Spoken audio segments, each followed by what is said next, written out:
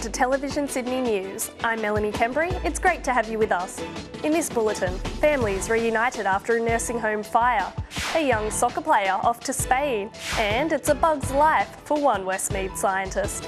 But first, Penrith detectives are appealing for information from the public after 11 shots were fired into the garage of the South Penrith house at 12:25 yesterday morning. Police say the 4 occupants of the Nash Street house were awoken by the sound of gunshots and later found bullet holes in the garage door and an Audi parked outside. It's not yet known whether it was a drive-by shooting or the shooter was on foot. Penrith Commander Ben Fezchek said police did not yet know the motivation behind the shooting.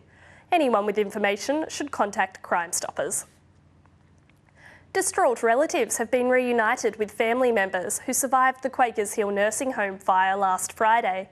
Blacktown resident Ed Allegado found his 67-year-old mother, Marina, at Royal North Shore Hospital, suffering burns to 30% of her body.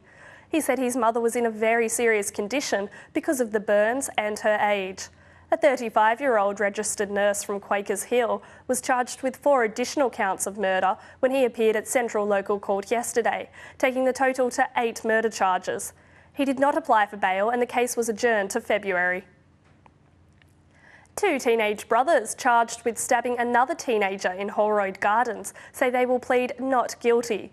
The brothers, aged 13 and 15, were charged with attempted murder over the stabbing of a 17-year-old boy last Monday. The brothers did not apply for bail when they appeared in Parramatta Children's Court on Wednesday. They are due to return to court next week. Opposition leader John Robertson says all coal seam gas exploration in Menangle Park should be suspended until its effects on waterways and aquifers are fully understood. Mr Robertson visited the Nepean River at Menangle Park with Macquarie Fields MP Andrew McDonald last Thursday. Parts of Campbelltown and the Scenic Hills have been earmarked for the Camden Gas Project's northern expansion. If the state government approves the plans, 72 gas wells will be drilled. Mr Robertson's comments drew criticism from Liberal MPs who slammed the previous Labor government for issuing the licences in the first place. And in other environmental news, scientists and locals alike are both delighted and concerned by the sightings of platypuses in the Georges River near Campbelltown. 2 dead platypuses have been found in the river in the past month, one wrapped in fishing line and the other in a yabby trap. Now, Daniel Draper of Eagle Vale has reported seeing one of the elusive creatures swimming in the Woolwash near Campbelltown earlier this year. University of Western Sydney Associate Professor Robert Close said the 2 bodies found were either a coincidence or indicated there were more platypuses living in the area than they realised. We've been looking for platypus in the Georges River for many, many years, and we've had anecdotal references, which I'm sure were quite true now, but it was tantalising to have these reports and not being able to find them. Dr Close said locals should now make sure they didn't put anything in the water that might harm the animals. Well, the first thing is we don't want to be the cause of any further deaths. So yabby traps out, crab traps out, anything that might capture an animal in it. For example, even I was just thinking coming down a shopping trolley, upended, it might mean the platypus can get in underneath and then gets caught in the thing. So we want to make sure that there's nothing that we're producing that can drown a platypus. Kogarah has been named Australia's most sustainable city, thanks to environmental, financial and social programs put in place by its council. Mayor Nicholas Varvaris flew to Perth this week to accept trophies for the council, which was also praised by Keep Australia Beautiful for its heritage and culture, community action and water conservation. The Mayor said the awards were a tremendous honour that would put Kogarah on the map. The Australian-born Crown Princess Mary of Denmark visited Westmead Hospital's Cancer Care Centre on Monday. Her visit was the crown atop a relationship between the centre and the Danish health system that has developed over the past 4 years. The mix of people waiting to see the royal visitor was as colourful as Princess Mary's dress. Most were patients, nurses at the end of shifts, or residents curious about all the fuss. The centre, which has been renamed after the princess, has worked with Danish research doctors and hosted representatives from the country's Department of Health and Cancer Society. A Western Sydney charity directed by two 19-year-old cousins aims to make a difference one person at a time. Fix the World was started by Peter Pham and Martha Boulos when they were 18 years old and wanted to do something to help tackle issues they noticed in the community, such as homelessness and drug abuse. Just talking amongst ourselves as friends and cousins, we just thought, surely there's something we can do about this. Obviously there are other charities out there who do a great job, but maybe there's something else we can add or something we can sort of contribute. So we had this idea that we could start something ourselves, and it was something which at the beginning was something which was kind of almost not a joke, but like just talking amongst friends. And then we realised through family support, friends, attention from the media and things like that, that it could become something really serious. The group has also partnered with organisations such as the United Nations Refugee Agency and has recently raised more than $1,000 to help with the African famine. Next month they will hold a trivia night in Parramatta, which will raise money for a youth festival they're planning for next year. And while they were only 18 when they started the group, they soon started to be noticed. A lot of people do think, a bunch of young kids, especially now that we've got our core team of 15 people.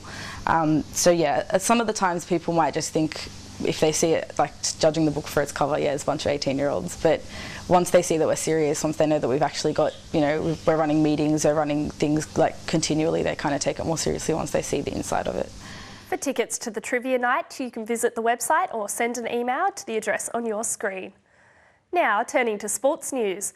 A young soccer goalkeeper from Casula has been selected to attend a one-month training camp in Spain next year. 16-year-old Joseph Rasso will fly out in April to train with talented soccer players from around the world at Spanish club UA Conila. He says the training camp will open up new opportunities, but will be an intensive 4 weeks. I'm going to be situated at an academy, so I'll be training 5 days a week there, 3 hours a day, so it should be lots of fun. As for the future, Joseph says he would love to one day play for a team in the English Premier League. I'd like to be picked up from a club one day, hopefully in the future, a big club. I've always loved Liverpool, so maybe one day play for them. Joseph trains at the Football Academy Australia in Bonnyrigg and combines his love for soccer with classical music singing. Smithfield 13-year-old Nancy Adar has claimed the Extreme Forms Under-13 division at the International Sport Karate Association World Cup at Liverpool. The Fairfield High School student was inspired to take up the sport after watching her brother on the martial arts mat. She trains up to 5 days a week and has won many club trophies and a trip to nationals. And in other news, beautiful is used to describe a setting sun, but not often the mosquitoes that come alive at dusk. But Stephen Doggett uses the word beautiful, flanked by fascinating and extraordinary, when he talks about the tiny insects. An entomologist and senior scientist at Westmead Hospital, Mr Doggett has travelled around the country photographing mosquito species for a book due to be published next year. And he says the mozzie population is far more than a constant irritation to us all. The species was quite a rare species. We don't see it very often in Sydney. It's one that we get in certain types of water that have heavy vegetation. It is the invertebrate that is the subject of his winning entry into the Australian Museum's Up Close and Spineless photography competition. His photograph shows the pupal stage of a rare mosquito that is only about 2 millimetres wide. Well, most people tend to think that mosquitoes are just these nuisance blood-sucking insects, but of the 300 or so different species in Australia, there's only about a dozen that actually cause problems, that either they spread disease or actually bites people. There were more than 600 entries in the competition, and an exhibition of the finalists started last week. One thing that I'm often asked is that what actually causes a mosquito to be attracted to you? And there's something like 300 different chemicals that are actually exuded across the skin. Some of these chemicals will actually attract mosquitoes, while some will actually repel them. So it's actually true, some people are naturally repulsive. And finally, November 25 is the United Nations International Day for the Elimination of Violence Against Women. Students at Cabramatta High School today joined tens of thousands of Australians who have taken the White Ribbon Pledge to show support for ending domestic violence. Police and representatives from other organisations such as Women's Refuges visited the school to spread the message that domestic violence is a crime and that there are support networks available. At Fairfield Forum, shoppers were invited to participate in the My Oath campaign by swearing to stop violence against women. To take the oath, visit the White Ribbon website.